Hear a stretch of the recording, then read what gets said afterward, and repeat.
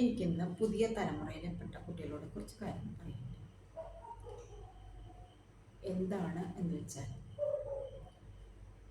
നമ്മളെ നിരന്തരമായിട്ട് ഒരാൾ മനമൊരുക്കി പ്രാഗിക്കൊണ്ടിരിക്കുക, ശപിച്ചുകൊണ്ടിരിക്കുക, നമ്മളെക്കുറിച്ച് നെഗറ്റീവ് മാത്രം ദൈവമേ എന്ന് വിളിച്ചിട്ട് വരെ പറയുക.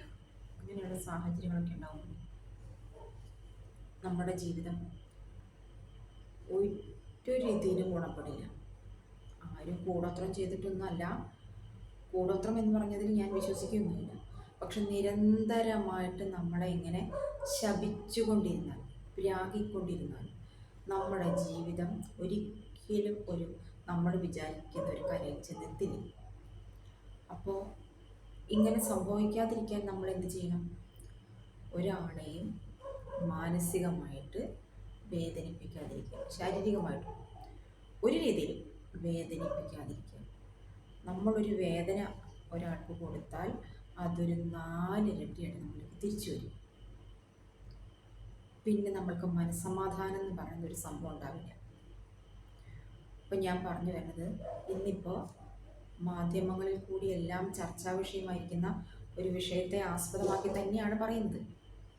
ഒരമ്മ 10 മാസം നൊന്ത് പ്രസവിച്ച് കണ്ണിലെണ്ണ ഒഴിച്ച് കാത്തിരുന്ന് കയ്യോ വളരുന്നത് കാലോ വളരുന്നതെന്ന് വിചാരിച്ചിട്ട് നോക്കിയിരുന്ന അവന് വേണ്ട ഭക്ഷണം, വിദ്യാഭ്യാസം എല്ലാം കൊടുത്തിങ്ങനെ പ്രായപൂർത്തിയാവാൻ 21 വയസ്സ്, വെറും 21 22 വയസ്സായപ്പോഴത്തേക്കും ഈ അമ്മയിൽ നിന്നും ഈ മാതാപിതാക്കളിൽ നിന്നും അവൻ മറ്റൊരു പെൺകുട്ടിയിലേക്ക് പറിച്ചു നടപ്പെട്ടു.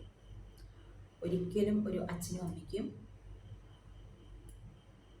ഉൾക്കൊള്ളാൻ കഴിയാത്തൊരു കാര്യമാണത്.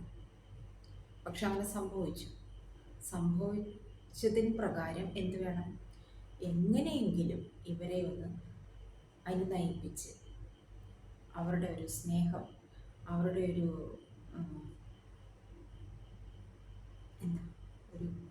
ഒരു അനുഗ്രഹം, അനുഗ്രഹം നേടി വേണം ഒരു ജീവിതത്തിലേക്ക് കടക്കാനായിരുന്നത്.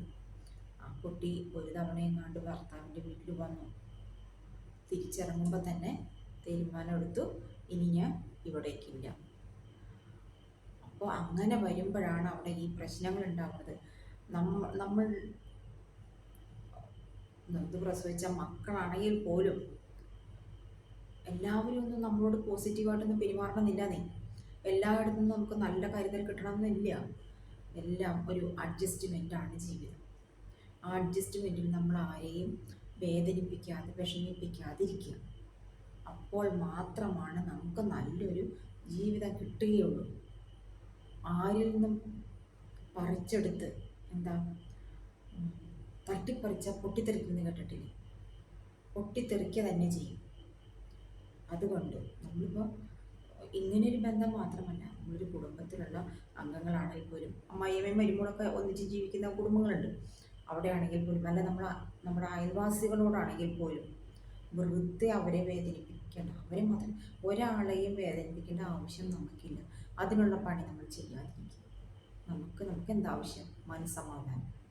ആ മനസ്സമാധാനം കിട്ടാൻ വേണ്ടി എന്താണോ വേണ്ടത് അതാണ് നമ്മൾ കണ്ടെത്തേണ്ടത്.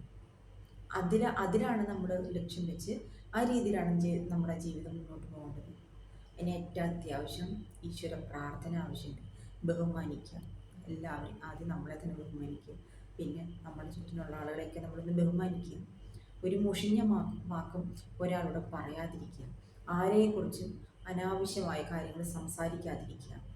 എന്തെങ്കിലും എങ്ങനെയൊക്കെ ആയിക്കോട്ടെ, നമ്മൾ കണ്ടില്ലല്ലോ അല്ലെങ്കിൽ നമ്മൾ കേട്ടില്ലല്ലോ, അങ്ങനെയുള്ള കാര്യങ്ങളൊക്കെ ഇതിലെ അങ്ങോട്ട് കളയും.